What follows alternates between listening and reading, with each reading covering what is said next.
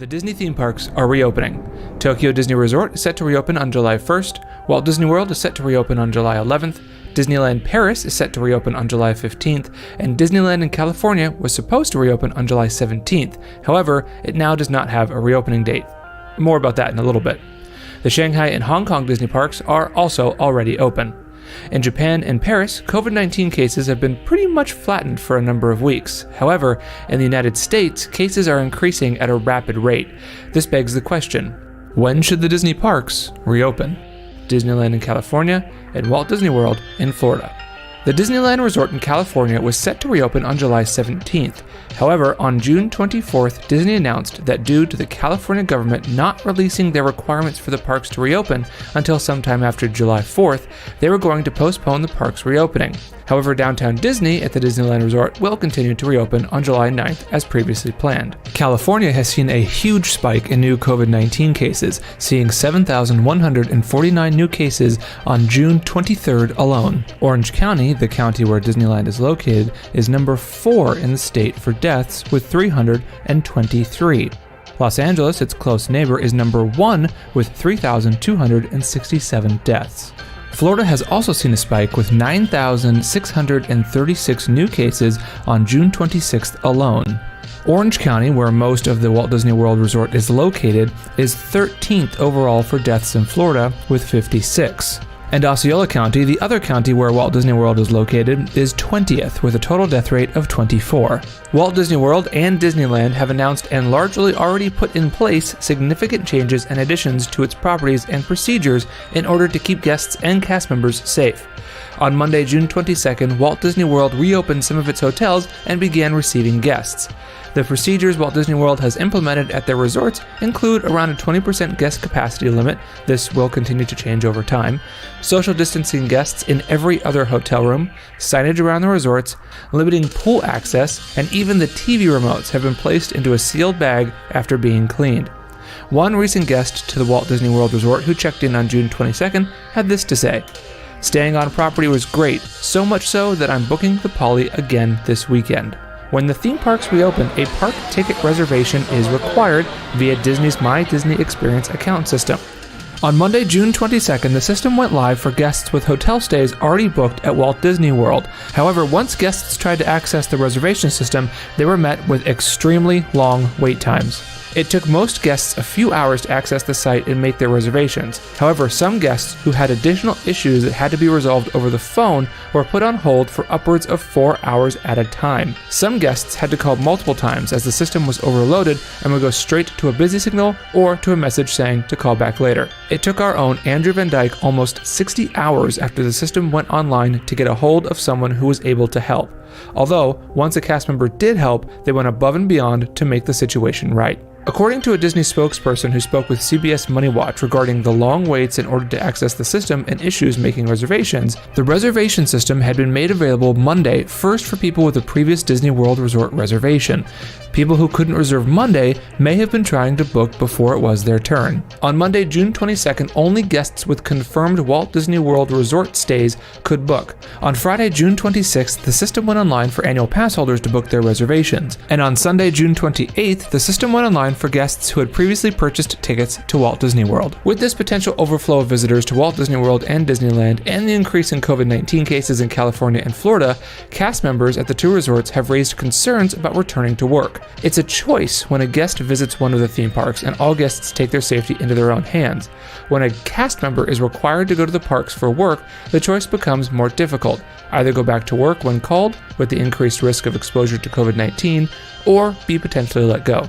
A petition voicing concerns over the reopening of Walt Disney World has been created and currently has over 16,000 signatures. The petition, which can be found on moveon.org, states, "Because of the increase in cases suddenly, it is clear that the theme parks, a non-essential business, should not be planning to operate until the cases have gone down again. And this virus is not gone. Unfortunately, it's only become worse in this state. Having our theme parks remain closed until cases are steadily decreasing would keep our guests, our employees, and their families safe." Disney told CNN Business that the safety and well-being of our cast members and guests are at the forefront of our planning. Also saying, "We are in active dialogue with our unions on the extensive health and safety protocols following guidance from public health experts, which we plan to implement. Walt Disney World is the last theme park in the Orlando area to reopen, but is by far the... What's up, everybody? We're live! It's crazy. I know, we haven't been live in weeks. It's partially my fault. We took a week off, and then my child came back from daycare with a cold and gave it to everybody in the house. We're all fine, though. We're all good. Don't worry. We're back. How's everyone doing? Welcome to Attractions Cast. This is episode 8, live recording. My name is Josh Quillen. Joining me today, like normal, is Mr. Pete Carney, who's super blown up in this video. I don't know why. There he is. You gotta back me up. Can you back me up? This is too much of me. Even this is too much me for me. I gotta sit like all the way back here. There we go. Hey, what's up, everybody? How's it going? Good to see you. I'm happy to be back. Josh has not let me on the airwaves for a few weeks, so I'm happy to be back. My voice is cracking. I hit puberty this week. It's been a real exciting time. Perfect. Sounds fantastic. We have a super cool show today. Our special guest is, I don't even know how to describe her. She does like fashion, she does food, she runs an Instagram account with 1.3 billion followers. She's hilarious. She does live streams. She's fantastic. Her name is Nikki, or It's Darling Nikki on Instagram. Not Pete Carney. What is that thing? Get off of there. Get off of there, Pete Carney. Anyway, so for those who don't know you, say a couple things about you, and then we're going to jump into the room with everybody. Hi guys, I'm Nikki. My Instagram account is It's Darling Nikki. It mostly focuses on Disney style and food. Perfect. That's very direct. Perfect. All right, let's jump into the room, everybody. So here we are. We have not been here in a while. It feels like too long. When I was preparing for the podcast today, I was like, oh yeah, we haven't done this in a while.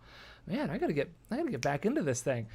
So before we get started, so Nikki, how long have you been doing what you're doing? Because you've got like 11,000 followers or something like that on Instagram, which to me is like a billion. Like that's so many followers. Because we've got like 7. So how long have you been doing what you do on Instagram?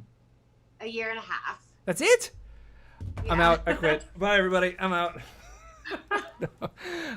That's fantastic. You've had a lot of really good success then. That's awesome. Thank you. Yeah, it's been a wild ride the last year and a half, and I'm ecstatic.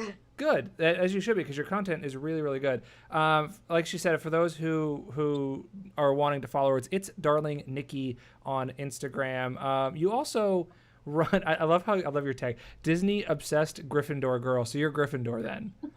I am. You yeah. are. Okay. Whatever that means. Yeah, so Pete knows literally nothing about Harry Potter, so ignore this. No, he learned one fact. What's the fact? What did you learn? Oh my god, this blew my mind. Did you know that Diagon Alley is diagonally together? Yeah. What? That is crazy. Yeah.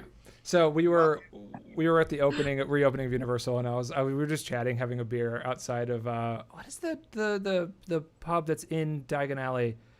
The Hogshead? No, that's in Hogsmeade. Oh yes. It's like Fountain of something. I actually might.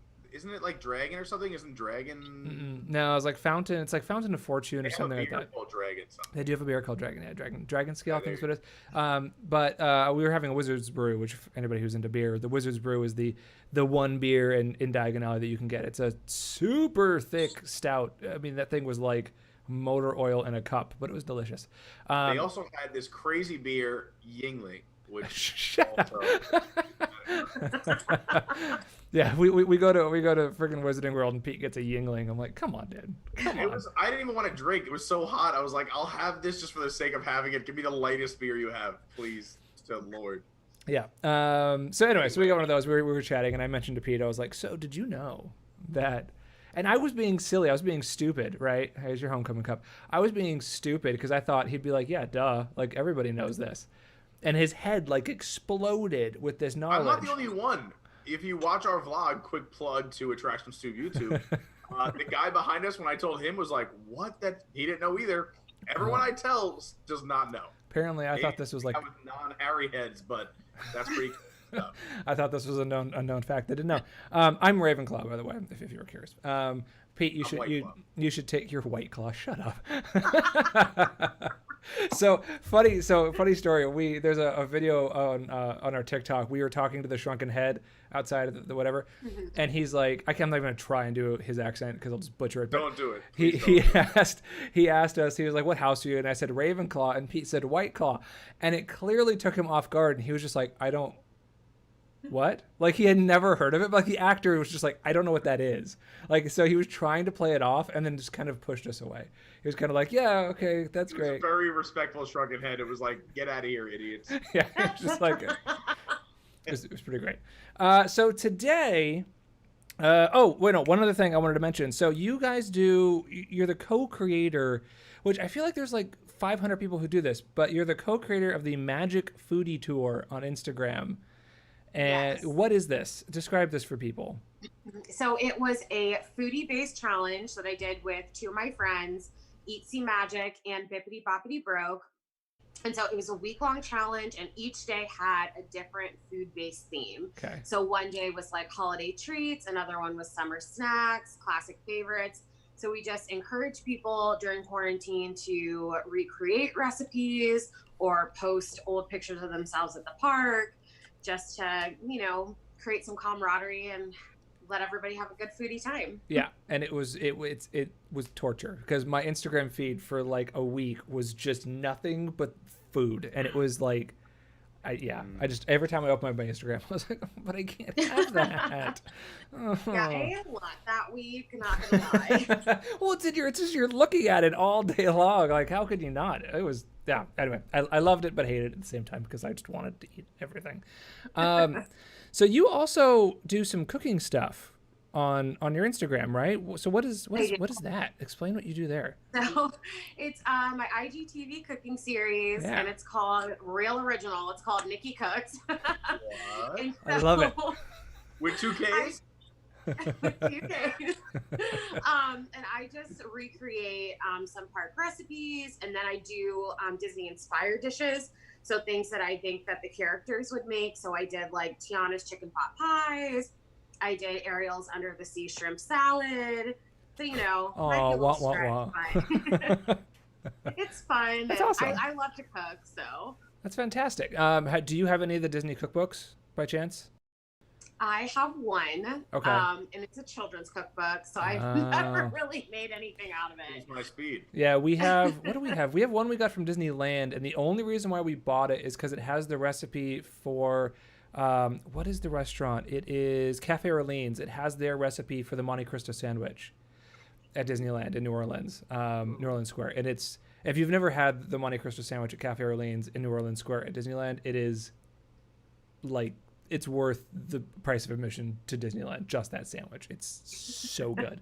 You used to be able to get it you used to be able to get it at Blue Bayou for dinner. Now you can only get it there for lunch, and it's like 4 times the cost. So I always tell people just go to Cafe Orleans. Like, Blue Bayou's nice, but it's overpriced. Don't go there for lunch. We did Blue Bayou, and you're right. Well, we should have just stayed outside. Yeah. It's fun. I mean, it's if you can get a seat on the water, it's fun. It's kind of like eating in Mexico, right? Like, if you can get a seat on the water. Although I will say Blue Bayou, like eating in Mexico, Walt Disney World, it's so dark you can't see what you're eating or read the menus. But I'm sure it's delicious, and I hope it's something edible. Yeah, the other annoying thing too about Blue Bayou, at least the last time I was there, what did we do? We did the we did the Phantasmic meal thingy, which was kind of cool because you got like, prime seating or whatever, and they don't have seats, so they gave you a butt pad thing that you could sit on. But you got a dessert from Club 33 and some other stuff. It was pretty cool. But the thing that I noticed that's kind of been increasing at Blue Bayou is glowing toys are now at like every other table. So it's so dark you can barely see except for the Main Street Electrical Parade that's happening all around you while you're trying to eat, from every little kid with the stupid sword thing that aren't telling them to turn off, or at least they haven't been. Whoa. No offense to people who have swords out there. Those are exciting times. Or those bubble things that my child wants desperately every time she sees them. I'm also a fan of bubbles. All right, so today let's get into intro to the actual show. Let's get into our topic. I know it's like a 22-minute intro. We're gonna go through the Walt Disney World theme parks, and we're gonna go through our top 3 favorite places to eat in each park. I think this is fitting for Nikki, because you are kind of a foodie expert here. So I'm really curious to know what your favorite places to eat are, especially because the live stream that I saw on Instagram that you did, this is when I messaged you and I said, hey, you want to come on a podcast? Because you guys are amazing. You were talking about food, and it was just like a free for all. It was just like, what do the comments say about food? And it was just like this restaurant, that restaurant, and that restaurant, and this restaurant. And I was like, but I want to know, like, what are the best ones? So we're gonna chat about that. So we'll let's go down the line here. Pete, you want to start us off? Where should we start? What park? We'll let Nikki choose. What park are we starting in? Let's start with the worst park for food, Magic Kingdom. Okay, yeah, I was gonna say Magic Kingdom. Yeah. You scared me because I thought you were gonna say something else. I'm like, if she thinks that, like, I thought you were gonna say like DAC, which is like one of my favorite places. Like, No. no, I agree. Magic Kingdom is the worst Yeah, it's place bad. for good, real food. Yeah. It's I'll bad. put it like that. Yeah. I don't know. I'll go second. I didn't know which park we were gonna start with. So, Nikki, you want to start? Oh, he's Go ahead. passing it off. All right, passing it off to Nikki. No, All right, I mean, Nikki. I can do it fine. You want to do it? It's easy. MK is very easy. I'll do it right now.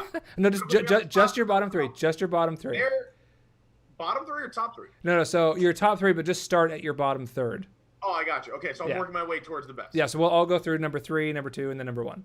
Gotcha. Well, now that's even harder because now I have to think about every. I know what my number 1 is. Let's think 2 and 3. All right. So I'll say, and this is just literally going off the top, is my number 3 place to eat at the Magic Kingdom would probably be. Oh man, son of a batch of cookies. What? Hold on, I have it. It's coming to me. It's coming to me. I'm cheating by looking up a list because I know what I want to say, but I'm just making sure by looking at a full list quick. All right, I'm gonna say my number 3 is the Columbia Harbor House, and this is so Okay. when I take into a restaurant into account, I take everything underneath that umbrella, which means the entire atmosphere, the actual restaurant itself, the theming, and of course the food and beverage. This I'm sure will be a shock to a lot of people, and that's why it's in my 3 hole. And it really comes down to people watching, theming, and their lobster roll. I think their Okay. lobster roll is delicious. I think it's an actual decent value for the Magic Kingdom. The people watching, I love to go to the second story and Yeah, I was go gonna say, over the bridge, which takes you from Fantasyland into Liberty Square. I think it's just a great place to catch some AC, to people watch, and there's enough on that menu. They also have, I think, a salmon. They have some good salads. It's a even though it's a quick service restaurant, they also have mobile ordering, which I think is very convenient for the Magic Kingdom. And again, you'll see my 2 and 1 are a little higher end, but I just think that in my 2 spot, my 3 spot, mobile ordering is nice and convenient. If you know you're hungry, you're walking up, you don't have to wait. You can just grab your food, order in advance, say I'm here, grab your food, walk upstairs, get a nice table, or you can even order, go upstairs, get that table, head back down. Your food will be ready by then. It's a nice little restaurant. The pricing isn't crazy. Like I said, the mobile ordering, the people watching, and I highly recommend the lobster roll, although their full menu is pretty decent for a quick service. We obviously are doing the worst park for food, so Yeah.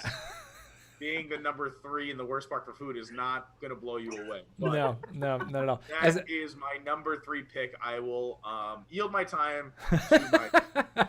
I was to say you don't necessarily need to go into that much detail. You can if you'd like to, but don't feel pressured, Nikki, to go into a 3-minute like Congress style monologue here about each restaurant. It was hard coming out of the gate. You put me on the spot. I had to justify. All right, moving down the sorry. line. Moving down the line, Nikki, what is your number 3 Magic Kingdom spot? I'm going to go with Casey's. It Okay. is great for a quick and affordable bite. They also have the mobile ordering. I like to get either a foot-long hot dog and share it with a friend, or get the corn dog nuggets and then take it to the Hub Grass, watch a little castle show. So yeah. Yep. I'm gonna cop out here and just agree, because that actually is my number 3. Yeah, no, I love it, and it's Casey's is one of those spots. It's kind of gluttonous. Like they had, I don't know if they still have it, but they used to have the foot-long mac and cheese. Oh, do they? Oh my god! Just, wow. I need to go running after eating it, but it is so good. It's Oh, it's lovely. Absolutely lovely. All right, Pete, back to you already. Here we go. Number 2. What do you got? Well, you know me. I'm not known for being short-winded. My number 2 spot is shockingly also a quick service restaurant. Oh, really? Okay. This is interesting. Because this will not be on any other list in any other park. But there's something nostalgic and beautiful about Pecos Bills. I love going to Pecos Bills. I don't know if it's because on other trips when I had dining plans before I moved here, like when we had whether we had the dining plan or not, like I just loved going to Pecos. When I do the tours, like the Keys to the Kingdom, you get Pecos. I love the Fixins Bar, where you can help there's something about having unlimited sour cream cheese and back in the day guac. They don't have guac and anymore? again, mobile ordering. And you can also sit outside and watch the 3 o'clock parade, which I think is really cool. And I tell people that all the time. It's like a little hack. Like, get there at like 2:30, wait in line or mobile order, reserve your table, get one outside, and you can watch the parade go right by you with almost nobody in front of you because there's not a lot of seating or standing right there. Pecos. And the food is decent. I know it's been hit or miss over the last, I think, 18 months, but I'll say over the last 6 years that I've been going to Disney often, it's consistently good enough. I think you get a good amount of food for the price for a quick service. I hate that they took away pass holder and tables discounts. They used to do it, and now they don't. But so my number 2 for nostalgia, location for parades, and food is kind of good enough, I will say Pecos. That's the best. That they should use that. Pecos Bills, the food's good enough. It's good enough. Good enough. That should be their quote. So it should be. All right, Nikki, number 2. Okay, my number 2 is going to be Diamond Horseshoe. Oh, okay.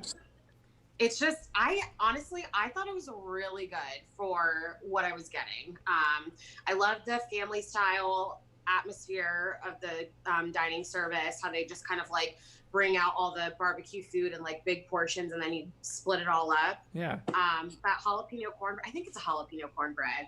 So freaking good.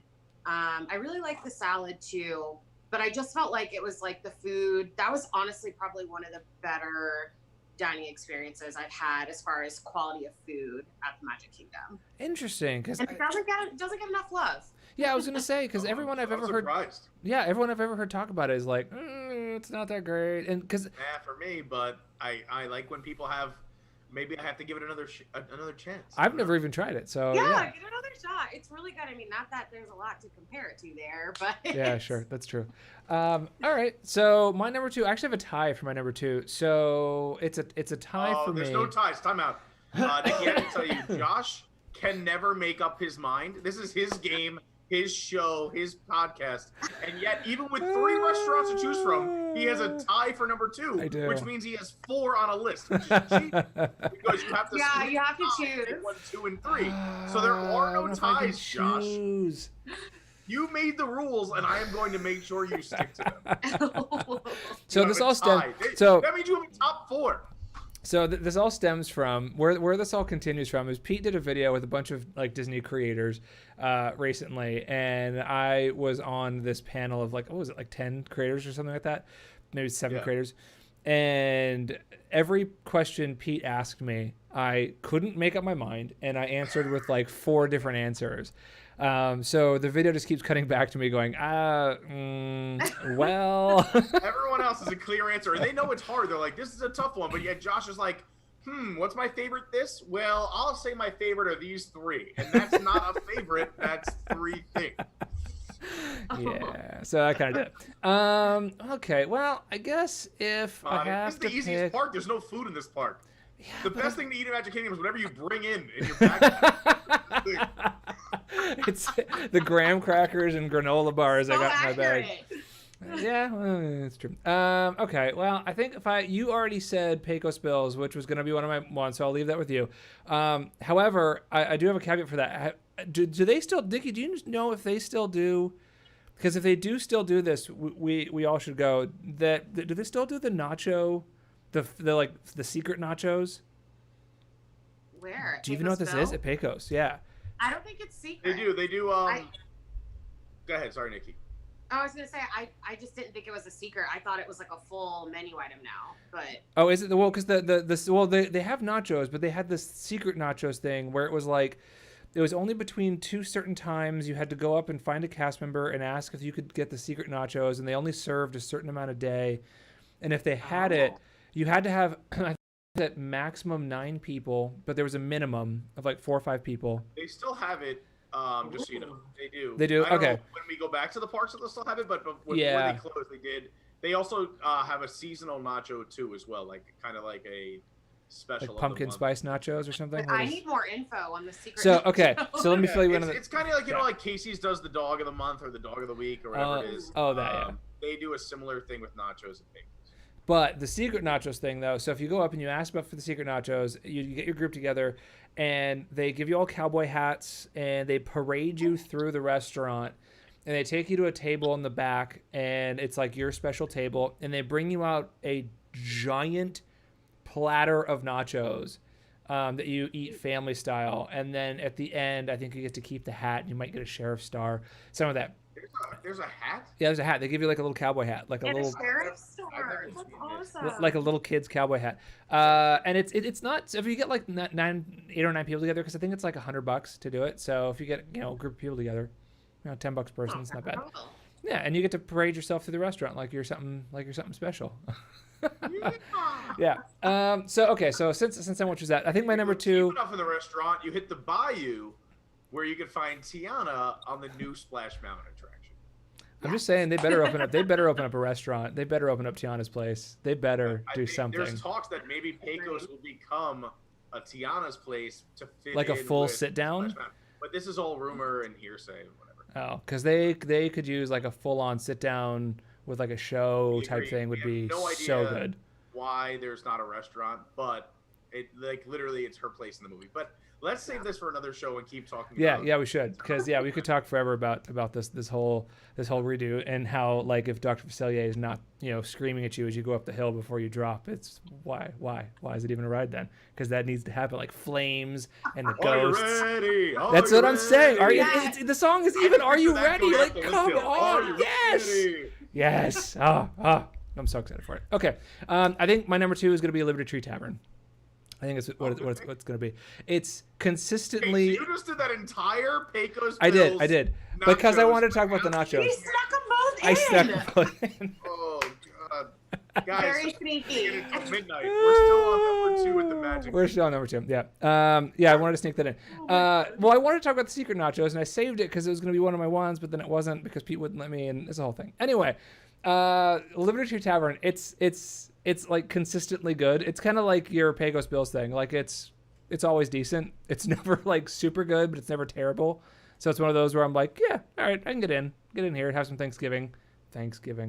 I feel like it's microwave leftovers from Thanksgiving is kind of what it more or less tastes like. But I've had some dry turkey at Liberty Tree Tavern. Yes. That's why you take the entire thing of gravy and you just pour it on it, and then. But then Goofy walks by and you're like, everything's okay.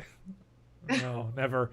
I'm always like, ew. Like, character dining to me, like, it's okay because I have a kid, but like whenever they come around my food, I'm like, that is a like felt hand that has touched every person in this place. Can you keep that not touching your food 9 feet away? No, but he's like hugged other people. Mickey is like scooping up the gravy and like this.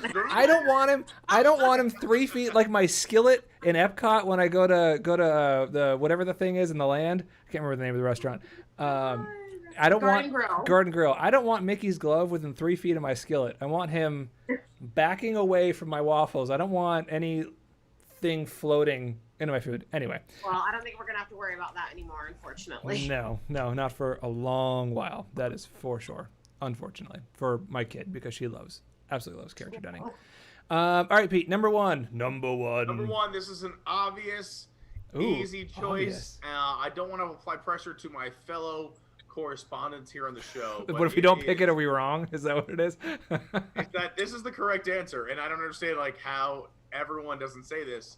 Is the Jungle Navigation Company's Skipper Canteen. 100%. It is the only actual restaurant in the Magic Kingdom. 100%. That's mine. You could actually drink alcohol. There's wine, there's beer, and they're like they don't have cocktails, but they have like things that they mix wine with. They have like a jungle juice thing that comes on a cup. It's in my tiki bar. I got it. They actually have real food. The appetizers are amazing. The food is the best food in the Magic Kingdom, which I know isn't saying much, but it is legit delicious. I will eat a lot of this food. They have specials that sell out. They always have a wait. The service is 86% of the time amazing. Yeah. The theming is Over the top. 99% amazing. That if That's you cool. actually walk around, everything on the walls has a meaning. And if you ask your server, you can find out all these really cool things. Yep. Every decoration, every date has a meaning. If you walk past the library and the books, every book has like a secret meaning, and shout outs to Imagineers and shout out to points in his resort hotels because there's so much good food outside of Magic Kingdom. Yeah, well, the fact that Contemporary is like a 10-minute number one walk. answer, and if you guys have other answers, it's fine, but no one's perfect, is the Jungle Navigation Company, Skipper Canteen. Make a reservation in advance. Go eat there. It is delicious. The food is edible. So good. You will have the best dining experience. Granted, it does take a good amount of time out of your Magic Kingdom day, but go do it. Yeah, it's good, though. You're making me want to try it again, because I'm not going to lie, when I went, I was disappointed. What? Yeah. Oh. I had a really subpar dining experience, but you have convinced me to give it another shot. This was like a long time ago when it first opened. There you go. You gotta go back. So, yeah, I'll try it again. I thoroughly enjoy it. Okay, Nikki, what is your number one? Okay, Drum roll. so I have a very strange and unpopular opinion. It's technically not a restaurant. I'm kind of cheating. Oh, This is okay. a snack. The churro Right, cart. Josh has 3 number ones. I gotta go with the cheeseburger egg rolls.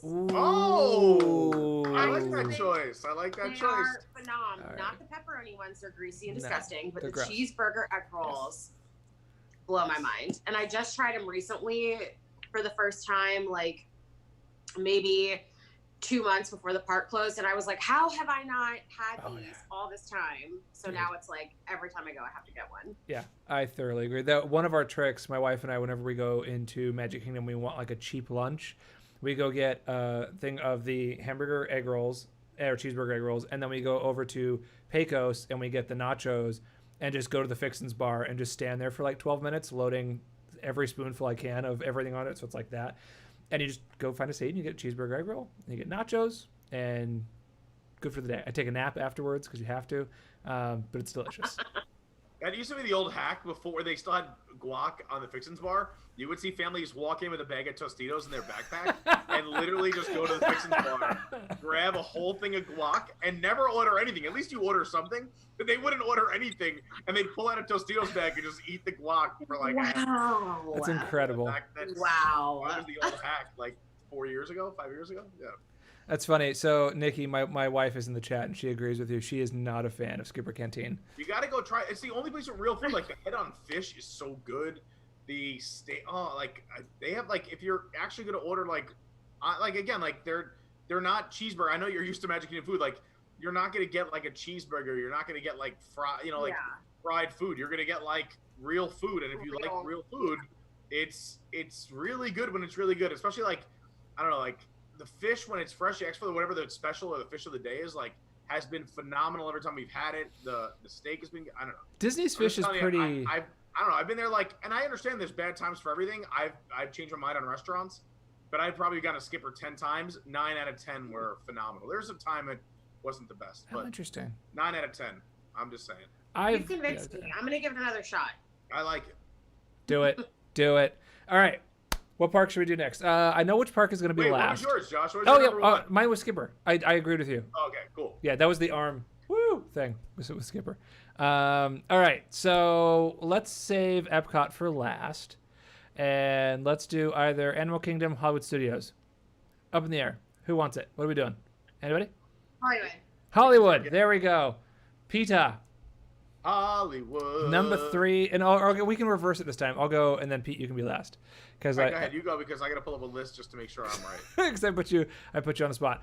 All right, let's see. I think my number 3 in Hollywood, as much as I like Sci-Fi Dine-In for the atmosphere, I'm not like it's not great. I think my number. About your fourth right now. Yeah, I was talking about my 4th. I have to have so many choices. I can't make up my mind to just say one.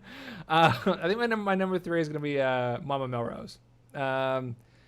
It's decent Italian food. It's not Tony's, which is absolute garbage.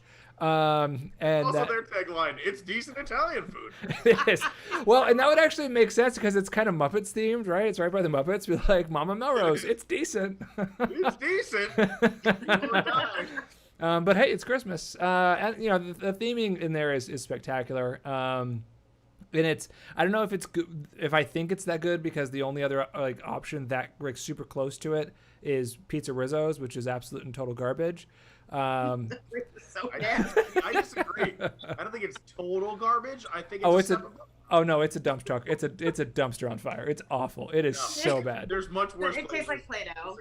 Yeah, it's Play-Doh with cardboard and then something you shouldn't eat that's on top. It's disgusting. However, the theming in Pizza Rizzo's is spectacular. If you ever go in there, go up to the wedding room in the back, or the party room that's up on the second floor. There's one of those like where you punch the letters in and you can make a sign that says, you know, congratulations, blah blah blah. And if you look at it, it says it's set up for a wedding. That's the things that are punched in, but there are outlines of the letters that used to be there, and it was for a funeral. So I just like that kind of stuff. Kind of little Muppety nuggets are hilarious to me. Muppety nuggets. It's the best. It is like a Bronx wedding, and it's amazing. Yeah, it's fantastic. That's great. But yeah, I think Mama Melrose. Mama Melrose is my number 3. Nikki.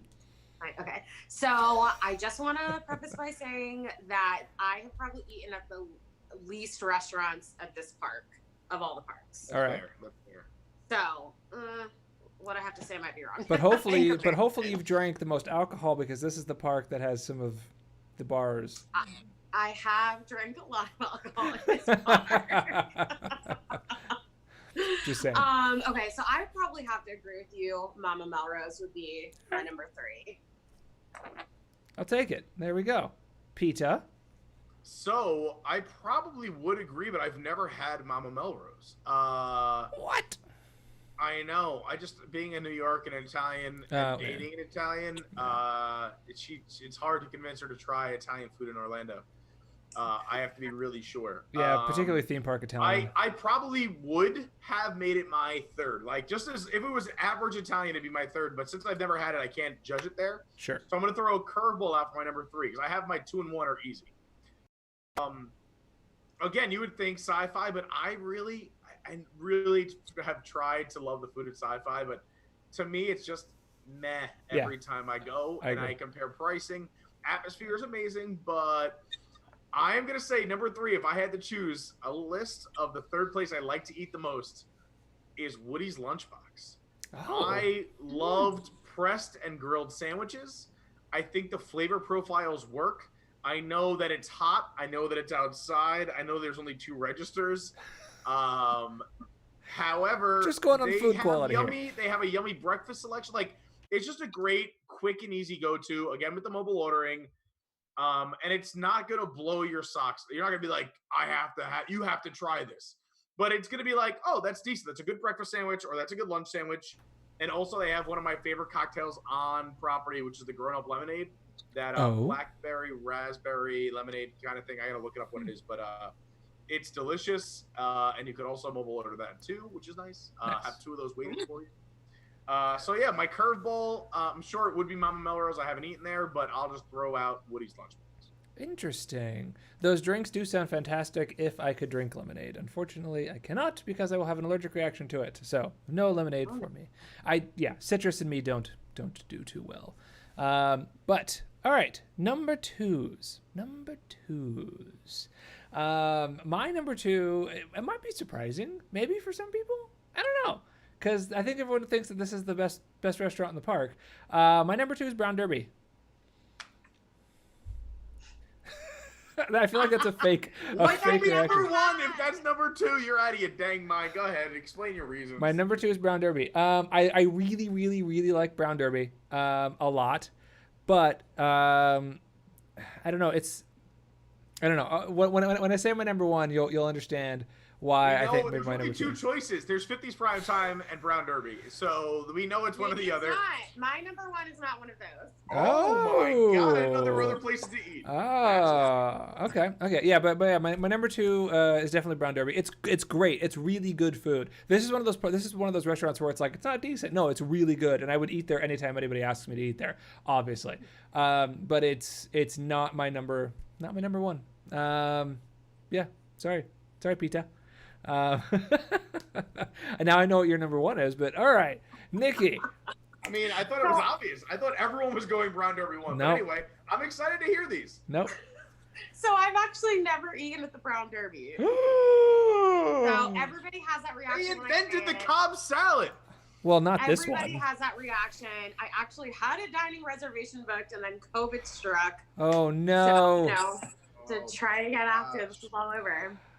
That's one of those restaurants that I feel if you have a if you actually have a hotel reservation and you get the dining plan, like the deluxe dining plan, that's one of those restaurants that makes that plan worth the like $115 a day. Because you can go in and get like, what is happening? You can go in and get the get the $25 appetizer and the $60, $70 steak, and then, the $20 I'll there, talk all plus about a it in the cocktail. proper spot. But what is your number 2? I'm more curious about now. Okay, so totally random thing, but I can't even remember the name of the place. But there's this little quick service place that's right across from the Beauty and the Beast stage show. Anaheim Produce, Catalina Eddie's. Yeah, there's like 5 of them. Probably the Catalina place. Fairfax Fair. No, maybe it's Fairfax Fair. They have these empanadas. Yeah, I know what you're talking about. And they come with like rice and beans and like I think corn maybe, and they are really good. Like shockingly, the first time I had them, I was like genuinely surprised because it's quick service food at a theme park. You just wouldn't expect for it to have that combination of flavors, especially for something that's only $10. But really good. And then I like to get it and then go watch Fantasmic. All right. But y'all should try it. It's shocking, but it's really, really good. It sounds good. I actually love empanadas, and I actually enjoy all the food that comes out of those little shops. I like that little California area with the produce and that's a fun little area. The ice cream shop. I like that whole strip. It is good. I've had some bad stuff over there, though. I've had some really unseasoned stuff, but this is well seasoned. Oh, unseasoned as in like not seasoned. I thought you meant unseasoned like as in like not like out of season and was not good. And okay, Oh, no. I got you. Seasoning. Salt and pepper, baby. I got you. Okay, cool. Pete, number 2. Number 2. Again, I thought that we would all have the same 2 and 1, which is crazy to me. Okay, so I know what your number 2 is. Okay, go. But hey, that makes a good show. Is 50s Prime Time. Yeah, 50s Prime Time is very delicious food. The service is top notch. So much fun. Get your elbows off the table. Ma's yelling at you. I love the old school 50s vibe. There's nostalgia there for me. I one day I'm gonna get my dad to Walt Disney World. He hasn't been there since I was 7. Whoa. But he would love this place. I love the Tune In Lounge, which is connected to 50s Prime Time. It's an amazing bar. It's a great place to hang out. Just again, atmosphere. I'm big on atmosphere, but also the food's got to taste good, and everything I've had there has been edible. It's been I would say above the Hollywood Studios average. To be honest, I don't think anything in Hollywood Studios is really edible except for Brown Derby, but it is decent enough food. What you're paying for at 50s Prime Time is the service and the atmosphere, because the food is good, but it's not going to blow your socks off. I put that food in front of you in a regular restaurant in the real world, you say, but the atmosphere and the people and the experience is what makes it. It's good food. It is not great food. It is very good food that you'd be happy eating and paying that price for. They take tables in Wonderland, and you can have any cocktail you want, and it's great service. Do you want to? It's comforting. I've never had a bad service. It is comfort food. Yeah. It's comfort food. It's very comforting. Comfort food. Yeah. Yeah, it's fried chicken, meatloaf, that sort of stuff. It's so good. I love 50s Prime Time. Pete, for those who don't know, because you've mentioned it twice now, describe Tables in Wonderland. What is it? Tables in Wonderland. So I'll do a quick one. Is that if you are an annual pass holder, you get 10% off your food in sit-down restaurants at almost every sit-down restaurant on property, including Disney Springs. Almost all of them. Not all, but almost all. Tables in Wonderland is a step up from that. For $150, you get a 1-year subscription, and you get 20% off almost all food at all sit-down restaurants, but also 20% off all alcohol for you and up to 10 guests. So so as long as you're at a sit-down restaurant, again, like for Epcot food booths, it won't work. If you're at a quick service, it won't work. But if you are at a sit-down dining experience, almost anywhere on property, whether it's a resort, a park, or Disney Springs, again, 3% of all restaurants, you get 20% off all food and all alcohol for you and up to 10 guests. So if you are at Disney often, or if you're a big foodie, or if you're a big drinker, this definitely works out. My girlfriend and I split it for $75 each, and we paid it off, we're pretty sure, in the first month and a half. Also, you get free valet parking at resorts as well, which is a huge bonus if you are a local. And there's a lot of hacks. I don't want to give too much away, but let's just say I haven't parked at the TTC in 4 years. I haven't parked at the front of Epcot in 4 years. You don't want to do that. So valet parking is free when you have tables, and it's wonderful. Yep. So yeah, Tables in Wonderland. If you're a big eater or a big drinker, definitely look into that. It'll help you save a bunch of money. I wouldn't do it right now during the pandemic, but maybe in a few months as restaurants reopen and things get back to normal, check it out. Again, if you're a big eater or drinker, it will save you money. Agreed.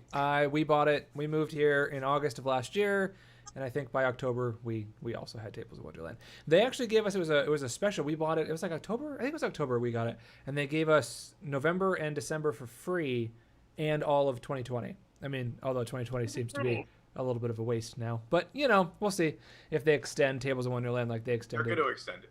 In El Paso. This is a P. Carney promise.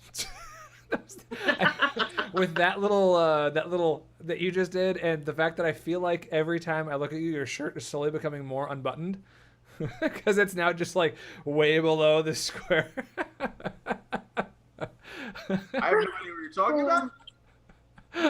Oh no! It's a family show. Let's keep it moving. All right. Let's get to the actual best places to eat at Hollywood Studios, because we're only through 2 parks. We're only through 2 parks. Yeah, we are. So my number one, obviously Pete already knows what it is. My number one is 50s Primetime.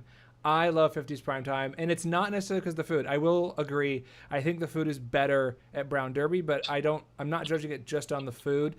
To me, I think the drinks are better at 50s Primetime. I think Tune In Lounge has by far better drinks.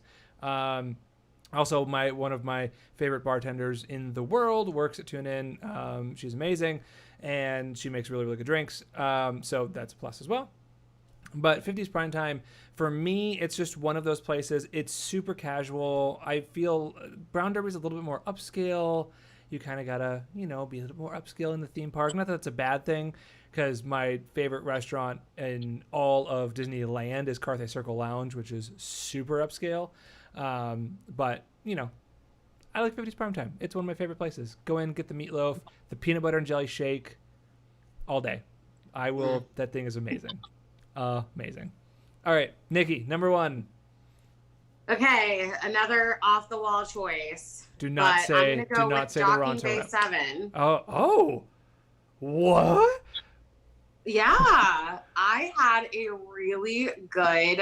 I was there opening weekend, so maybe things have changed between now and. Oh no! Your video went away. My phone just there it is. popped back. up or something. But yeah, I just had a really good experience. But we got the rib thing, and then the vegetarian hummus falafel platter thing, and the flavor combination, especially of the vegetarian meal, was phenomenal. I definitely think that for quick service, it between that and the one other at a different park that we haven't got to yet, the best quick service on property for sure. The flavor profile, it's there for a quick service meal. Have you guys been? I have, and multiple times. And like you said about Skipper Canteen, I'll give it another shot, because I couldn't even finish eating my food at Docking Bay 7. Oh no! I went out to Ronto Roasters, which I thought was 40 times better than Docking Bay 7. Oh, I hated Ronto Roasters. I will give it another shot, because I had what they called chicken. You had chicken there? I didn't have the chicken there. They called it chicken. I will give it another shot for you. What did you have? I'm a fair person. I just ordered I didn't want anything on the menu. I ate there out of necessity because nothing else was open. It was like 9 in the morning and none of my restaurants were open. And I think we got there at 6 in the morning, so it felt like noon for me. I don't know. I think I had just had like whatever their chicken. I was like, just give me chicken because I think that's safe because I didn't know what they were eating. Well, there's your problem. Just give me chicken. You were also hungover, apparently. I was like, is there anything up there just like a chicken sandwich or chicken something? Just something. I was like, I want something that's just normal food. It was 9 in the morning or 9:30 a.m. and it wasn't great. And other people in my party had food, and they were like, meh. I don't know. I mean, put it this way. Like, I'm sure it's the best tasting space prison food you'll ever have. So I've eaten. But I'll give it another shot. Listen, I tell everyone this at Disney is that no one is perfect, and this is not only food, but service. Is that just because you had a bad experience one time does not mean it's always like that. And just because you had bad food one time doesn't mean the food's always like that. So... Agreed. Everyone says try everything once. I'm a big fan of try everything twice. Yeah, I agree. Now, so here's my thing with Docking Bay is I have tried it twice. I tried it once in Disneyland, and I've tried it once at Walt Disney World. Both times were not great. However, the time at Walt Disney World, I got the shrimp noodle thing, and it was cold and weird and gross. It was not good. And it was also like the amount of food it would fit into like a cappuccino mug, and it cost me like $19 for this tiny little thing of noodles. It was just not a good experience. That was at World. I think at Land, I might have had the ribs. I don't remember. It was over the summer right after it opened, and it was 9,000 degrees, and we were with our kid who was like, I don't know how old she was, just a couple of months old. So we were trying to keep her shaded. This was when we were moving here, so we stopped on the way. And it was just not a good experience. Huh, interesting. I could see that being hit and miss because I just remembered I've been one other time and my friend got the ribs and she was like, are these supposed to be like this? And I was like, no, take them back. So now that you're saying that, it's all coming back to me. All right. But my experience was great. That's what matters. I'll try it again for sure. Because so far my experience with Galaxy's Edge. My Galaxy's Edge experiences so far have been everything is overpriced and not as good as other places in the park. So, I'll give it another shot. Pete, have we done your number one yet? No, not yet, but I will tell you all about it. I'm guessing we all know what it is. If you're not looking for quick service, I have a great sit-down option. It is the Hollywood Brown Derby. I would say the crown jewel of Hollywood studios. I have dined there several times. I've done the Fantastic Dining Package. I've done dining with an Imagineer. And I've just gone in for lunch and dinner. I am obsessed with this place if I can afford it. So if I can afford it, I will go as often as possible. The food is phenomenal. It is, in my opinion, again, if theming, it is a beautiful restaurant. But again, you're not going to get like over-the-top Disney theming like, say, 50s Primetime or a Sci-Fi or Docking Bay 7. It's not that kind of restaurant. You're going into California, and they're recreating this gem on Sunset that created the Cobb salad where celebrities used to hang out. You walk in, you see the caricatures of celebrities on the wall, but that's about the extent of the theming. The servers are just straightforward servers. You're not getting like people yelling and screaming at you or in character. They're just, Tim from Sarasota. But the food is unbelievable. It's some of the best food. This is probably across property, including hotels, including all the parks, including all of Walt Disney World property. It's probably in my top 5 restaurants on all of Walt Disney World, including Victoria and Albert's. The food is that good. I'm shocked. And again, I've eaten there several times, and they've never missed. I've had different things. Again, I'll just read you a portion of the menu. This is just me reading the menu and telling you your mouth doesn't water. We got 2 more parks to go through. And roasted pork belly with cauliflower silk and a red onion streak. So hungry. I didn't buffalo mozzarella.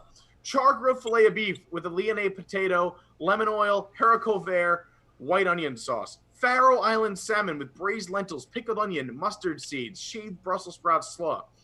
plant-based chopped steak with a crushed Yukon Gold potato, sautéed wild mushrooms and a mushroom gravy, Bell and Evans chicken breast with a toma cheese polenta, orange blossom honey glazed carrots, Pete. and a Madeira Molson reduction.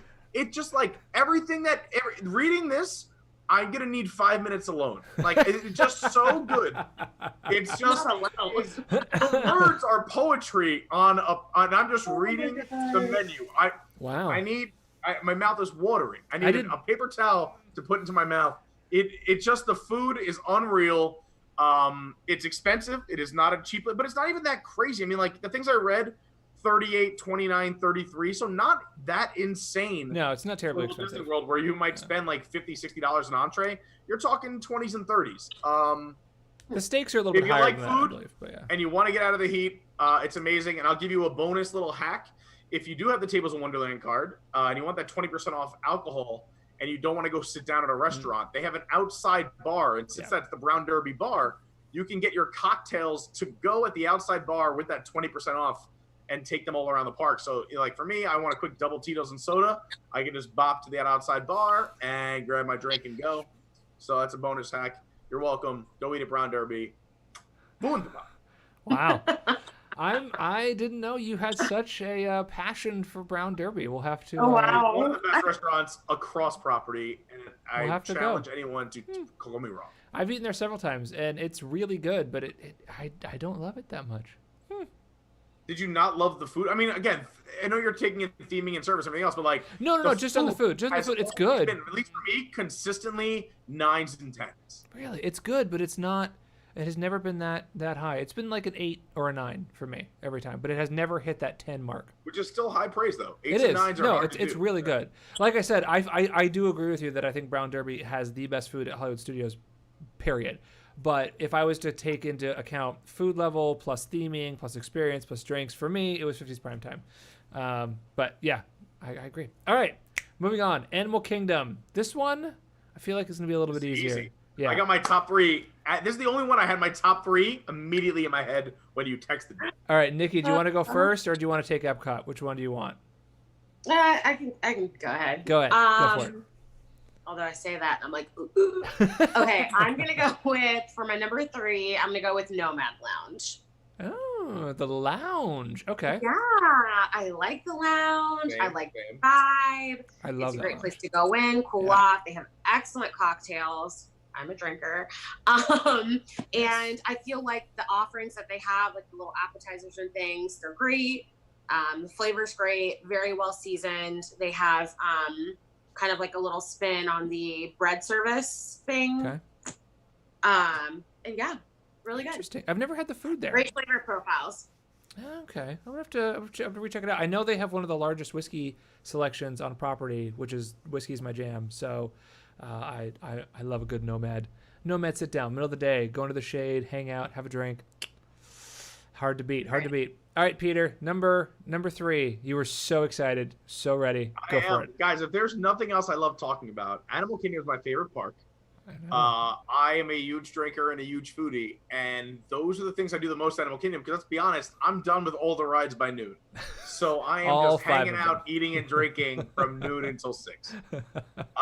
And my number 3 may be a surprise again, but I just love the food here, and it is a quick service restaurant.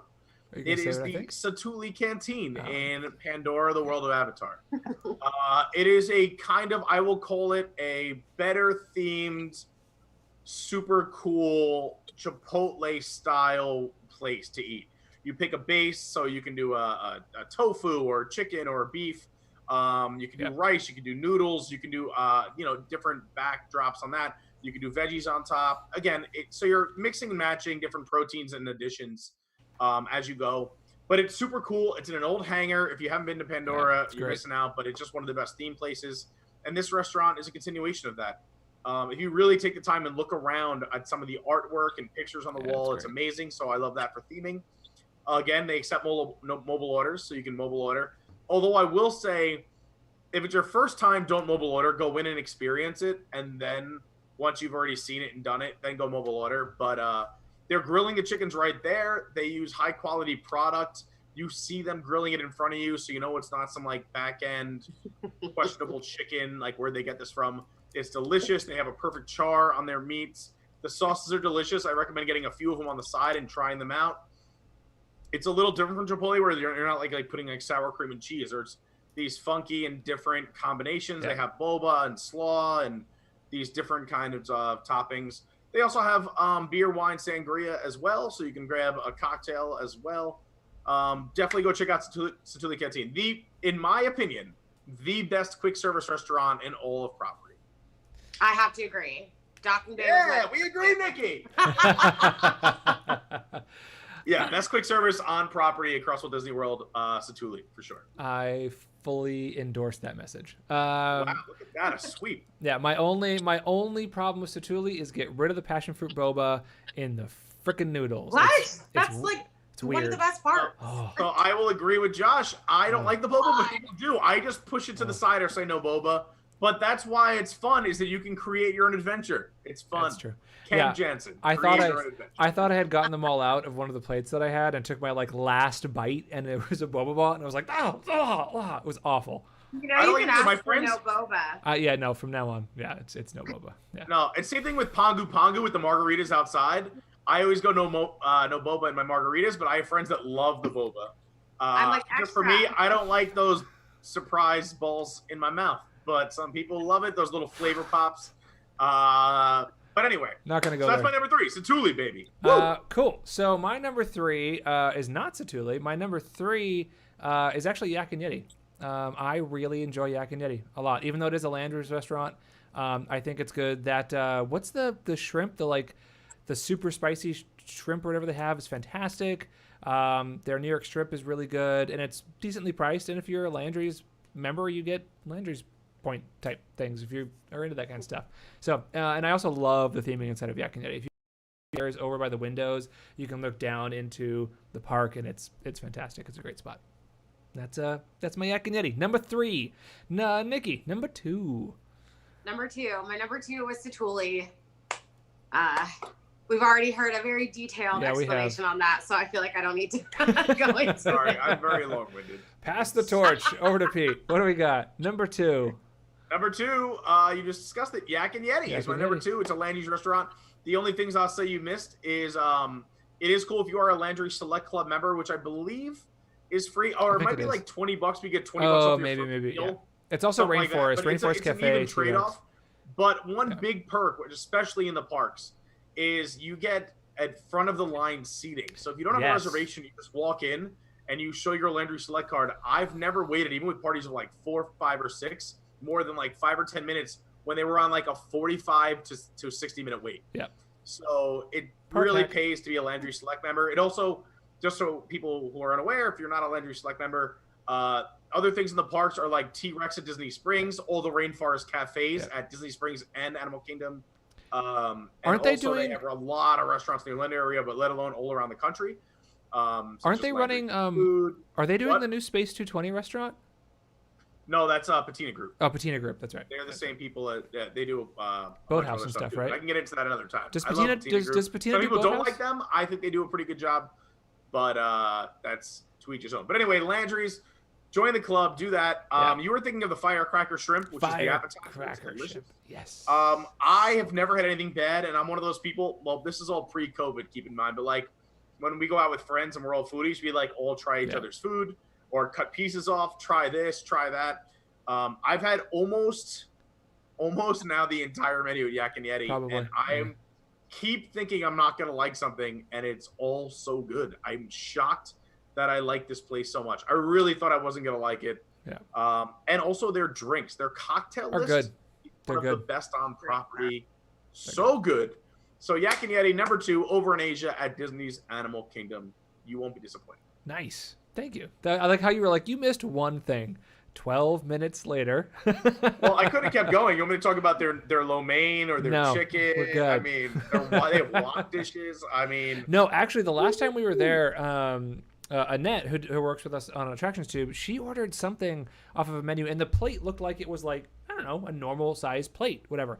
The thing came out on like a trolley and needed like a forklift thing to be lifted. It was huge.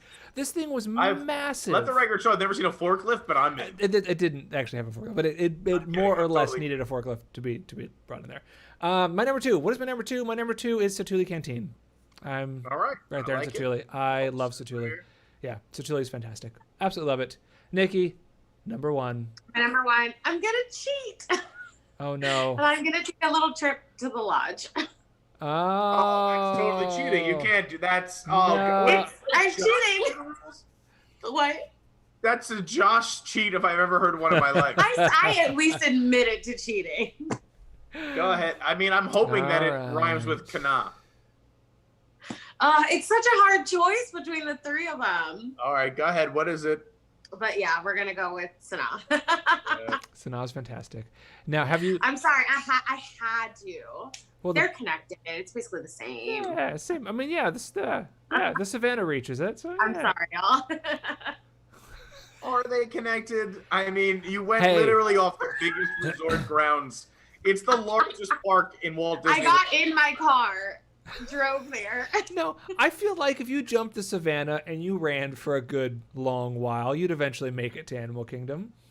Even cheetahs would stop and take a rest on the way from the Animal Kingdom to the Animal Kingdom Lodge. They would like run 60 miles an hour for like a few minutes and be like, we got to take a break. That's hilarious. But I mean, had whatever. to. There's no rules. This is an attraction tube show, and you know, Josh is a top 10 for a top 3, so it's fine. Yeah, attractions too. We make rules and then break them all. I'm sorry, you guys. No, it's fantastic. I actually, for anybody, I've never eaten at Boma. Have you ever eaten at Boma? Is it any good? Yes, I love Boma. I've been for breakfast and dinner. Yeah. They both blew me away for a buffet breakfast. I personally think Boma breakfast is especially amazing. for breakfast, it is the best buffet breakfast on property. You're getting your African-inspired dishes. I want to hear what your first is too. You get your African-inspired dishes. You're getting your American-themed traditional breakfast food, and it's just, I think that the array of what they have to offer there for breakfast is like nothing else. Like there's just so many options. Interesting. Yeah. What my one of my top 3 restaurants in all of Walt Disney World is Jico. So I absolutely love that restaurant. Their wine list is so good. Yeah. Anyway, Pete, what is your number 1 or your number 1 buffet? Well, Chico's a good choice too, but unlike you guys, I, call me crazy, follow the rules. And I just do what I'm told. Well, no, Chico is not my choice, by the way. That's just, I was saying I like it because we were. No, I agree with you. Chico also, just so you know, has the largest African wine list, I believe, not only in the state of Florida, but maybe the country, but definitely the state of Florida. Yeah. If you go to Jico, fun fact, the largest African wine list, which is really cool. If anywhere in Florida has a larger African wine list, I'll be shocked. Like, it's Florida. Like, well, and there wasn't a lot of competition. They had to have 4, and they beat the record. That's what I'm saying. It's Florida. I'm teasing. Right. So following the rules, staying in the park, I went with number 1, Tiffin's. Yeah. Tiffin's is such a really cool spot. For those who do not know, it is inspired by the Imagineers that traveled we'll say the land that inspired Animal Kingdom. It's Joe Rohde and the Imagineers that designed the park had sketchbooks and photographs and images, and they try different food and they sketch different things, and it's really truly amazing. As you go through the menu, there's stories and handwritten things. Joe Rohde himself has said this is his favorite place to hang out in property. And the food is amazing. They change up their menu from time to time. Yeah. I was shocked. We first went there when I lived in New York. When it first opened, I had to go try it because, again, I love food and I love higher-end dining as long as I can afford it. And the food was amazing. And we said, man, once Pandora opens, this is pre-Pandora, it's going to be packed. You're never going to be able to get a reservation here. And that just never happened for some reason. Maybe the food is too weird, or maybe the price point is just a smidge high. But the food is unreal. Everyone I've taken here has been blown away. Yeah. The presentation is great. There's 3 different rooms. They all different themes. Even if you don't go eat there and you hang out at Nomad, which again was a great choice. I love Nomad. It was my number 4 spot. Probably tied with Satu'li, but again, I follow rules. Just the 3 different rooms are amazing. Go to Tiffin's, save up your money. If you're on a dining plan and you definitely have those 2 dining credits, Dude, Tiffin's. it is the best restaurant in Animal Kingdom. The service is always, they do a bang up job. It takes your breath away. There's a beauty, and especially if you take the time to read the menu and learn about the rooms and how this big, beautiful, it's the largest landmass in Animal Kingdom. Here, I'll give you another little fun fact. You can literally take all of Magic Kingdom and its parking lot and put it inside of the Animal Kingdom. You could take all of Disneyland, DCA, and Downtown Disney and put it inside of the Animal Kingdom. The Magic Kingdom fits just inside of the Savannah. Yeah. That is how big this park is, and that is it opened on Earth Day in 1996, and this restaurant talks about that inspiration and how that came about. And obviously Walt Disney loved animals. His Jungle Cruise, he wanted real animals on it. It was too expensive. He couldn't do it back in the 60s and 50s. Now we actually have a park that does it. So this is something that Disney loved as well. So anyway, I know I'm going on a huge Animal Kingdom tangent, but go to Tiffin's. You're fine. Good night. No, and that makes my job easy because my number 1 is Tiffin's. So all right, I've eaten there. You have to talk about it just as long without repeating any facts. The food is, I actually do have a couple things. So I've eaten there several. Never had a bad meal. The steak is some of the best steak I've ever had on property, hands down. It's delicious. And there's one thing I've never eaten at another restaurant on property that's done this. If you have kids who require a high chair, they don't have the high chairs that just pull up to the table. They had a mini high chair that went and sat in the booth with you. So our kid was able to sit with us on the booth, and she thoroughly enjoyed it. It was fantastic. She wasn't off on one end of the table, that kind of thing. It was great. I can't say enough about it. And the drinks are fantastic because it's Nomad Lounge is where you get the drinks from. Nikki's iPhone is back there. Oh, she's back. Sorry. My phone's popping up saying you only have 20%. Oh no! All right, well, let's jump into Epcot then as quickly as humanly possible. Who hasn't gone first? I haven't gone first any of these. We'll let Nikki have the last spot on this one because it's the best food park, I think. I think pretty much. I gotta really think about this. Oh my goodness. Yeah. So I'll start here. So number 3. Now I will say I haven't eaten at every restaurant at Epcot. I've eaten at a number of them, but I have not eaten at all of them. Most options for sure. This is a foodie's park. That's what I mean. There's almost nothing. You can get almost everything. I don't know if there's anything you can't get here. So I think for me, my number 3, just because it's not the best food, but I've never had a bad experience, and the drinks are fantastic. I think it's what is it? The San and Hell in the interior inside Mexico, not the one on the outside, which I know a lot of people don't like. They prefer what is the one that's on the outside? La Hacienda. La Hacienda. Yeah. A lot of people prefer that one, and I think it's the corn. Which is fun to try and reserve because you never know. They sound exactly the same. Yeah, exactly. But I actually prefer San and Hell, the one on the inside. Getting anything with mole is my jam. Get an avocado margarita, have a good time. I'm also a weirdo for sitting out on the water and watching the boats go by because I'm an attractions freak. So anytime I can dine, right next to the attraction, I'm totally down for it. So that is my number 3. Pita, what is your number 3? This is tough. I keep going through the list. What am I gonna rank these at?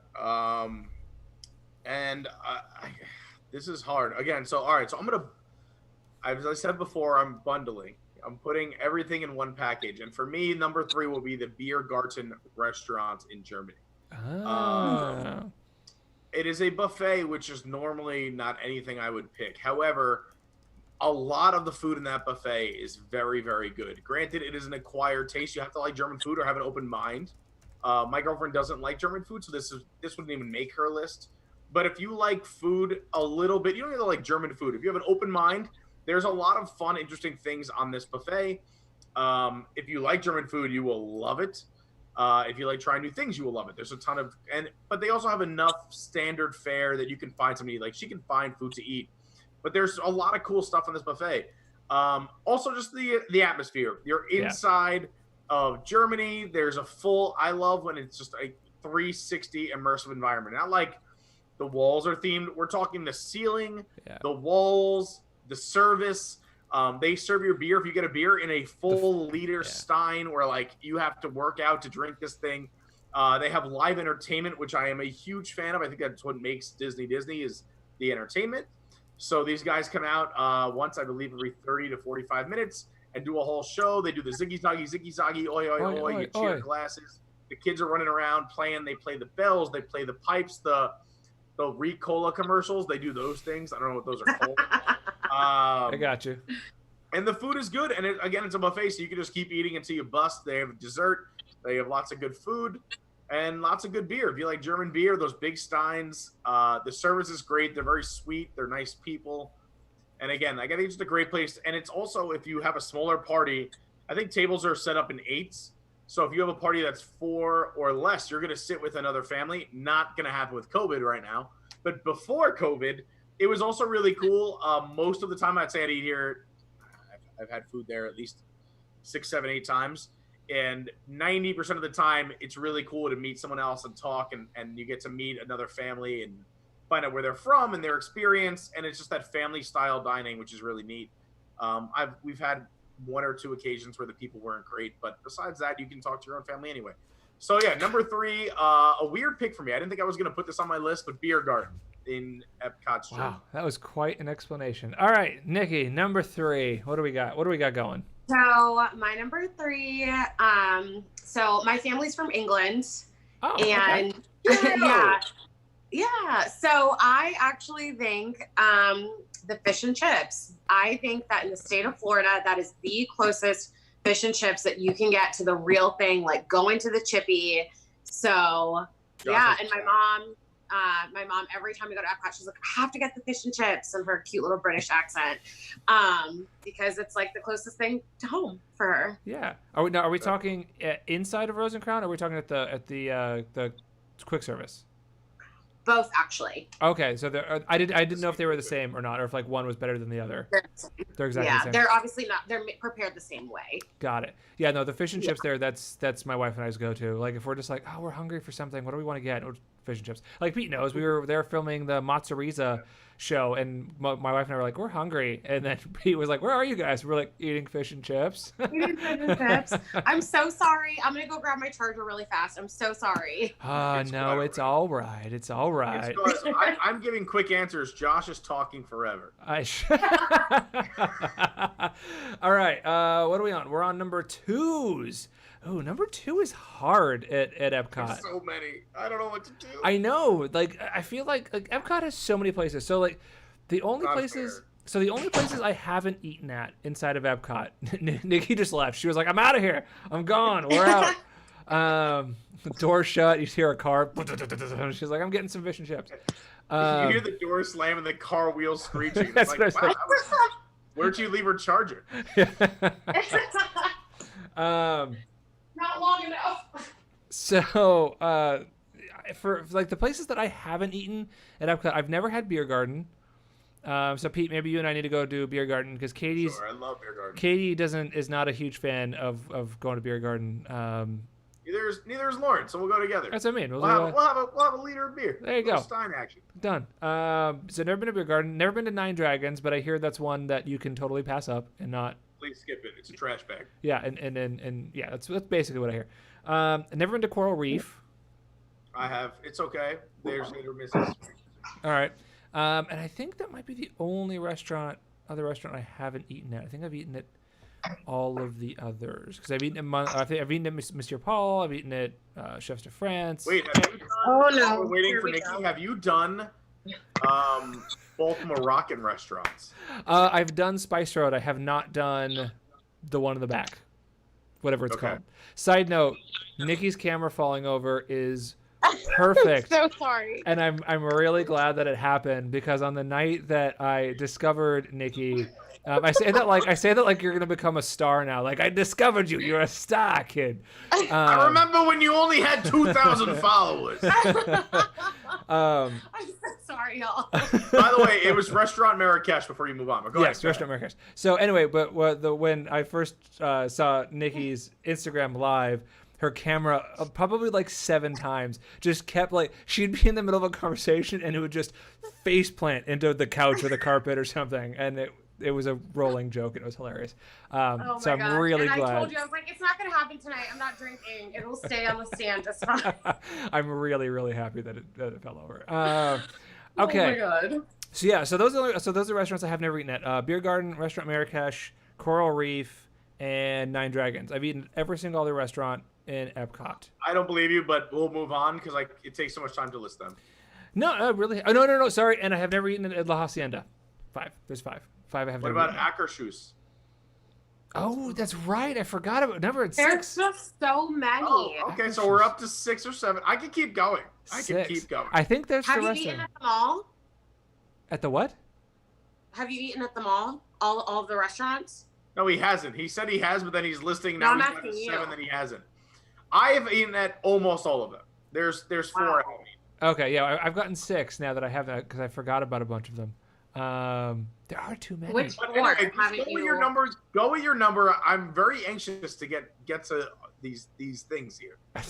You're like itching to do it. I just wanna tell you. I feel like Kramer. Come on, let me tell you. All right, what is my number? What is my number 2? This is really, really hard. A number 2. This is super hard.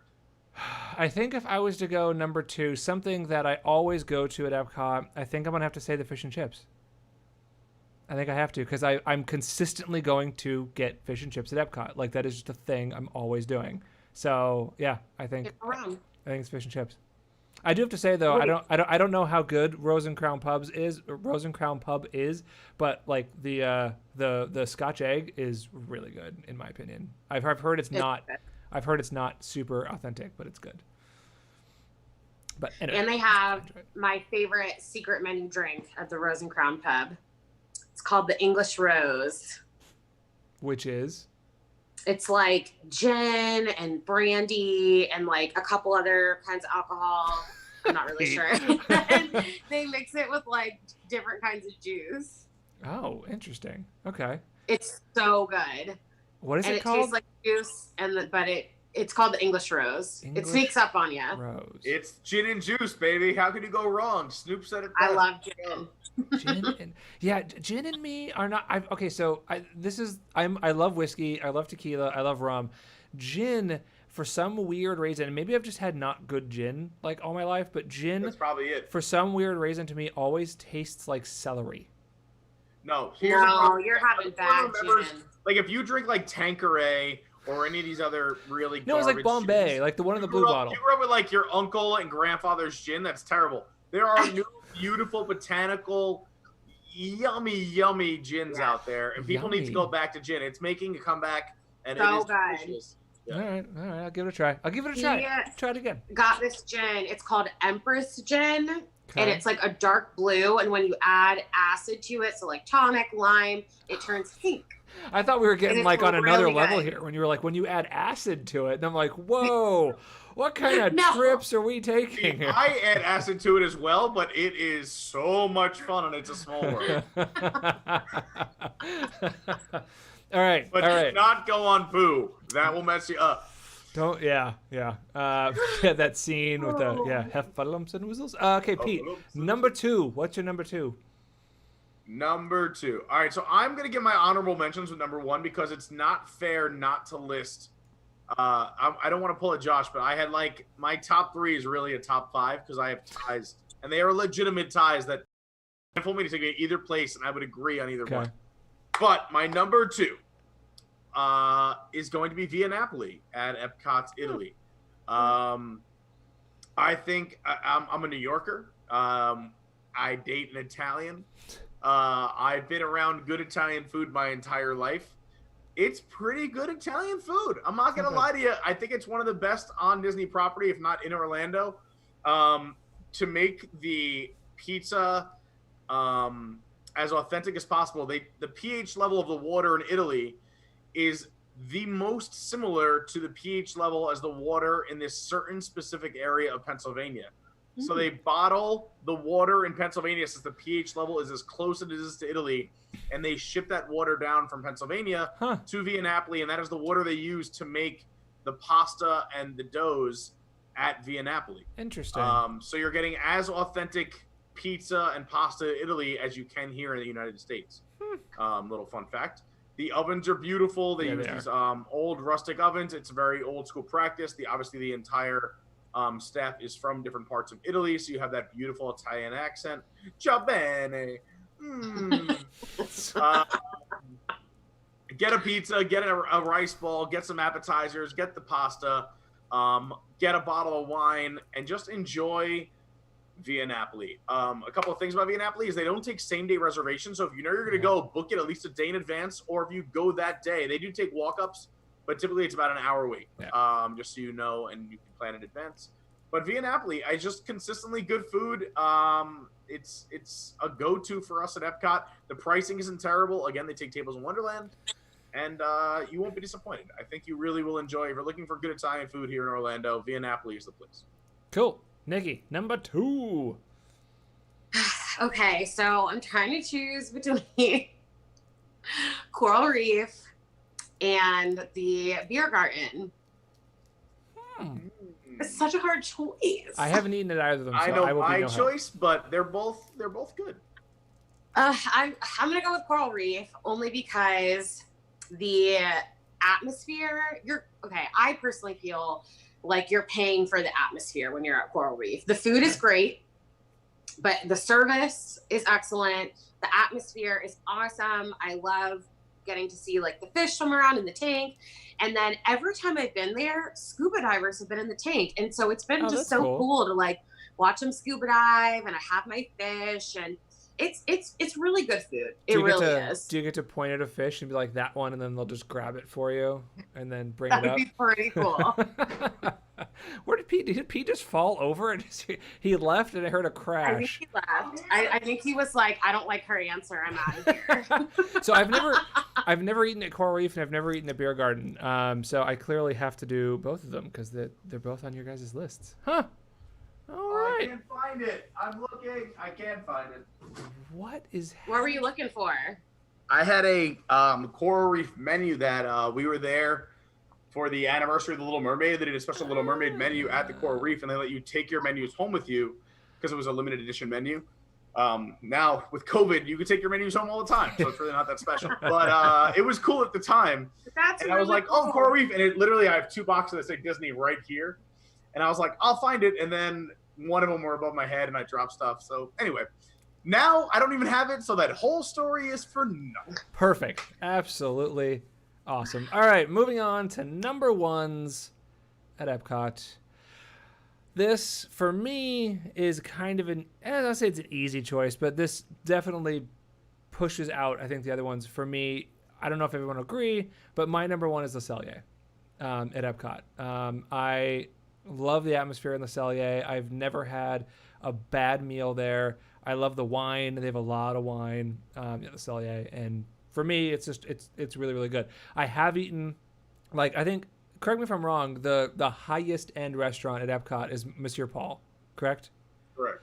So I've eaten. Wait, what about that new Japanese? Oh yeah, Takumi Tai, right? Takumi Tai. Takumi Tai, which I haven't eaten yet. I was gonna say that in my cautionary number 1, but I heard it's very, very good. Yeah, but I heard it's excellent. Yeah, what we priced it out, Pete, didn't we? When we were drinking around the world on the podcast, and it was something like if you got the 7-course meal, whatever it was, it ended up being something like with drinks, it was like $200 or $250 a person. You're gonna spend around $250 a person if you go there, which I believe is the second most expensive place besides Victoria and Albert's. Yeah, you're right. So I think that restaurant pushed Monsieur Paul out, but like Monsieur Paul. Anyway, I'm going into Monsieur Paul. Monsieur Paul was good, but it was a little too high end for both my wife and I. Like the waiter kind of just stepped away and watched you eat to make sure that nothing went wrong. It was a little. I just pulled up weird. the Takumite menu. Their main courses pricing: 120, 85, 115, 52, 44, 46, 42. And that's just for one course. That's without appetizers. That's without drinks. That's without a sashimi entree. That's without a nigiri entree. That's without. Or you can do the omakase tasting menu, which is what I think we want. That's what we were talking about. Yeah. That's $150 without alcohol, any beverages or tip or tax. So you're going to spend probably around $250 a person. Yeah. But yeah. I think Len Testa from Touring Plans did it like right after it opened, and I think he said for 3 or 4 people he spent like $1,000. Yeah, that makes sense. So yeah, it's very high. Just underneath Victoria and Albert's pricing. Yeah, well, yeah, but you're also not getting, what is it, like water filled from the Arctic by... It is amazing. It's the best meal I've ever had on Disney property, but again, it's the best restaurant in Florida, so it should be. Yeah, right, exactly.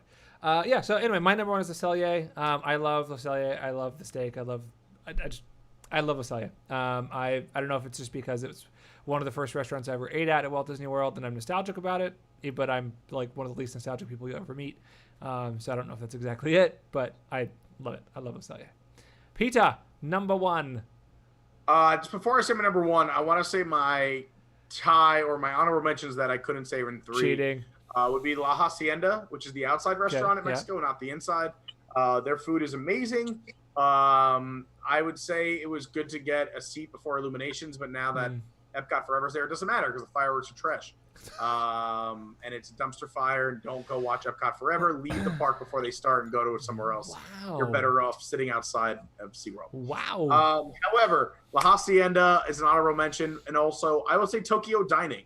And also Teppanyaki too, but the Japanese dining experiences upstairs are both fantastic. Yeah. Whether you're at Teppanyaki or around the grill, but Tokyo Dining, the Japanese service just like makes you want to change your thinking about how you should be treated at a restaurant. They treat you like you are their only customer, like gold. They just want you to be happy the entire time. If God forbid you stop smiling to eat, they will come over and make sure you're okay. So big shout out to Tokyo Dining and Teppanyaki. That's how it was at Monsieur Paul, but it was a little more, I don't know, it was just awkward. Like, yeah, I haven't. So Monsieur Paul, whatever you want to say, is on my list. I haven't done it yet, so that is another caveat, is that I haven't done that yet. Sure. I haven't done a restaurant in Marrakesh, and I haven't done Takumite. So, like, I haven't done some of the higher-end restaurants at Epcot yet. That's so interesting those that are you not really... my number one because I haven't done them, and I can't give it an accurate representation. That's really interesting that you liked the hibachi grill that much, because it was... That's what it's called, right? I'm not saying that much. I think it's just a great experience. And again, sure. My review is highly based on service more than food. Oh, okay. I was going to say, because that to me, like, we have done it, and it was good. Like, it wasn't bad. It was good. It was just one of those experiences that I feel like, every city's got. Yeah. It's not... It's, again, that's why I didn't make my top 3. I just think that it's a fun experience. And again, more service than food is why I didn't make my list, but I wanted to give it a mention because just the service in Japan when you go to a sit-down restaurant, I think is some of the best service you'll receive on property. All right. And that's just dining there several times. So I wanted to give them a shout out. Got it. But again, not my top 3. And I agree with you that I actually think you can get better hibachi food at your run-of-the-mill hibachi place in New York anywhere. Yeah. And also they don't do hibachi rice, which is crazy to me. They do hibachi noodles, and hibachi rice, everyone knows, is the greatest thing on this great, beautiful planet. Agreed. So, with that being said, I ate all that time up because I agree with Josh. I think the number one restaurant, and I do think it may have slipped over the years, but Le Cellier is the best restaurant at Epcot in my opinion. Even though I think it has gone down a slight tick from what it was and what it can be, it's still, I think, the best cut of steak at Epcot. I still think the atmosphere when you're in, you feel like you're in this like wine tunnel, speakeasy, underground steakhouse / room. The wine's amazing. Obviously, the beer cheese soup, which no one mentions, everyone goes for food and wine because you can get a little sample of it with the pretzel bread. But they do that year round, and it started at Le Cellier before it went out to the booth. There is also all the cuts of steak are delicious. All the food is good. even if you are not a meat eater, the entire menu is really, really delicious. Yeah, it's great. And they hold themselves to a certain standard. I think it's the chef does a great job. So, Yeah. number one, Les Cellier. I agree. And there is also the annual pass holder poutine. Yes. That's like the secret menu item. So You yeah. down with APP? Yeah, you know me. So that restaurant is on my list of restaurants to try. I feel like it is like a annual pass holder crime that I haven't been there. This is great. We have to go so many places to eat together, Nikki. It's blowing my mind. I know. Well, now that our kids in daycare, we all got to like do some lunchtime things. So Yeah. my I'm wife totally can down. finally get out And of the it's house. like, it's so crazy because I moved here and I was here for a month and then like COVID struck. So I had like all these dining reservations and all these things I wanted to do because I'm like 10 minutes from the park now. Could have just popped out for lunch or dinner and like come back home. Because before, I was only here for the weekend. So I was just trying to like get in as much as I could in that time. So, still have got to eat at some really awesome places, but there are definitely some misses on my list. Fair enough. What's your number one, though? What is your number I one? gotta go with Via Napoli. Yay! I've eaten there multiple times. The first time I ever went, it's like a little bit nostalgic, but I went with my dad and he took me and my sister. We just had this like awesome Epcot day together and we were a walk up. We didn't even have a reservation. And this was like years ago. And so now it's just like ingrained in my heart. The food is so good. And it's just, they get it right every time. So That's awesome. Yeah, no, I went the one time I've been to Via Napoli, I gave them my Italian restaurant test, which is I get a cannoli, and cannolis are like, because Italian restaurants, it's like if you mess up a cannoli, like I'm never coming back. Like there's no bother trying anything else on your menu because if you mess it up, it's just awful. And theirs was delicious, if I remember correctly. Holy cannoli! It was incredible, so good. Cool. Well, I think we need to have Nikki back on, and we need to go through some resorts. Not in one episode because we'll be here for 24 straight hours, and that is just not going to happen. But we got to go. I got y'all with the resort food. I've eaten at a lot of resort restaurants. We got to do Now some we're resorts. talking. I don't know how we're gonna like divvy it up. Kingdom resorts, Epcot resorts, that kind of thing. We've already talked a little bit about Animal Kingdom resorts because sneaking away to Sanaa for the bread service. So that bread service though, oh my god, it's Sanaa. Oh, it's so good. Cool. Well, thank you, Nikki, for joining us. Thanks for having me. This has been so much fun. Yeah, and we talked for like an hour and 36 minutes. It's been Sweet sassy molasses. quite an episode tonight. So we won't keep you any longer, but we definitely need to have you back. We definitely need to go over once, we can go back into the parks and actually experience some things. We need to all go have some food, particularly Le Cellier. I know my wife won't say no to that. So that I think needs to happen. Do you have a fake hamburger? Is that a dog toy? What is that? And a what? An hot dog. What is it? Whose line is it anyway? Lauren also uses this for teaching in the morning, so there's so many props and things to do. I was like, you got like Drew Carey in the background doing Whose Line? What's going on on your desk right now? What's happening here? All and right. a good day to you, sir. All right. And for those listening on the podcast, not understanding how much of a weirdo Pete is being, he's eating foam hot dogs and hamburgers and putting fake mustaches. You think they're foam. What does that mean? What are they? There's a tiny desk on Oh your my desk. god, it's a little table. I'll tell you what, I got so many things here. But anyway, again, thanks, Nikki, for it was really nice meeting you, and this was awesome. It was. Yeah, thank you guys so much for having me. This has been fantastic. Perfect. Yeah, we'll have to have you back often because this is fun. I like this. I like this a lot. Having not all guys on the show is a much needed change of pace. It is hard representing all the females alone. Because it's always like 30 to like 45-year-old men on this show, and it's like this Josh needs is such to a change. manly man. I have to just, break it down for everyone else. Yeah, we usually put Pete in a wig, and it's a whole thing, and he just, but not right now. Anyway, all right. Thank you, Nikki, for joining. Thank you, everybody, for watching. Episode 8 live if you're watching on YouTube. Thank you guys for watching. Instagram, sorry, it's been over an hour. It dipped you guys out, and I didn't restart it, so my bad. But for the rest of you on YouTube, if you're watching live, thank you guys for watching. If you're listening to this podcast, thank you for listening. Give us a rate, give us a comment. Make sure you guys check us out. If you're watching this on YouTube, on the podcast, you guys don't have to actually watch it. You can check it out in your car when you eventually can drive back to work, or when you're on your treadmill, because maybe you can do that now. Maybe. I don't know. I don't know what we can do and what we can't do right now because everything's on lockdown. I don't understand what we're going to be able to do here. It's crazy. Anyway, check us out. We're on iTunes. We're on Google Podcasts. We're on Stitcher. We're on Spotify. We're on all those. We're on here on YouTube. And check out some of our other content. Make sure you check out Nikki at It's Darling Nikki on Instagram. She has fantastic content. Make sure you check out Pete on Instagram at Official Carney. On Twitter, make sure you check out your WDW guy. Thank you. That's what I was going to say. Your WDW guy. Pete has decided to change his Twitter from what we originally had it on as, and we just didn't have time to change it before this episode. So it's at your WDW guy, or on YouTube /Adventures by Carney. He does vlogs. There's all kinds of cool stuff on there. Make sure you check it out, particularly some really interesting interviews with all kinds of interesting people. So we will see you guys on the next episode. Thank you guys. Sivaco! I got it. Bye. I got it.